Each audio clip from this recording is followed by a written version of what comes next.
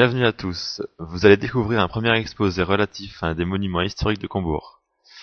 Premier d'une longue série, nous vous proposons de découvrir aujourd'hui la Maison de la Lanterne, abritant de nos jours l'Office de tourisme. Empruntons la ruelle du Four qui nous mène à la Maison de la Lanterne. C'est une des plus vieilles maisons de la ville. Bâtie à l'emplacement d'une maison fortifiée dans laquelle a séjourné Duguesclin, elle fut édifiée en 1597 par Perrine Jonchet, fille de riches amateurs malouins.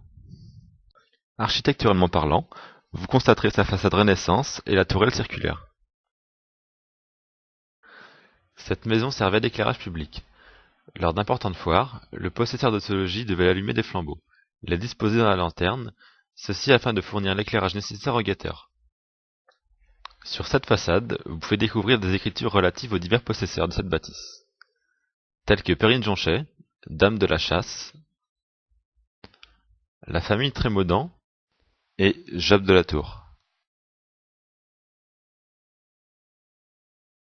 Cet édifice est situé place Albert-Parent. À l'époque, cette place abritait l'un des plus grands marchés de Haute-Bretagne. Nous remarquons la situation stratégique de la Maison de la Lanterne par rapport au château de Combourg. Dirigeons-nous à présent sur la rue de la Barrière. Preuve que cette maison servait de défense et de surveillance, vous découvrez l'échauguette. C'est là que les guetteurs se positionnaient pour prévenir contre toute attaque. De par son étroitesse et sa dangerosité, cette rue s'appelait à l'époque la rue de la Goutte d'Or ou Coupe-Gorge. À présent, votre curiosité est-elle satisfaite? Si ce n'est pas le cas, entrons à l'office de tourisme afin d'obtenir plus de renseignements.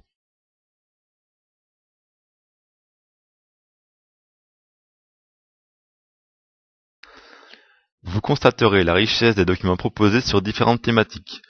Il faut savoir que notre équipe est à votre disposition pour répondre dans le moindre détail à toutes vos interrogations. Et quel cadre idéal pour découvrir les secrets de cette ville légendaire qu'est Combourg!